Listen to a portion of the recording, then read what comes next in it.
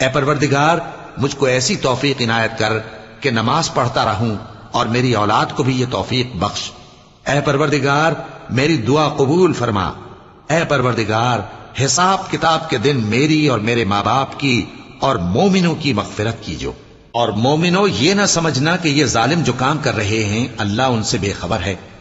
وہ ان کو اس دن تک مہلت دے رہا ہے جبکہ دہشت کے سبب آنکھیں پھٹی کی پھٹی رہ جائیں گی اور لوگ سر اٹھائے ہوئے میدان قیامت کی طرف دوڑ رہے ہوں گے، ان کی نگاہیں خود اپنی طرف لوٹ نہ سکیں گی اور ان کے دل مارے خوف کے ہوا ہو رہے ہوں گے۔ اور لوگوں کو اس دن سے آگاہ کر دو جب ان پر عذاب آ جائے گا، تب ظالم لوگ کہیں گے کہ اے ہمارے پروردگار ہمیں تھوڑی سی مہلت عطا کر تاکہ ہم تیری دعوت توحید قبول کریں اور تیرے پیغمبروں کے پیچھے چلیں۔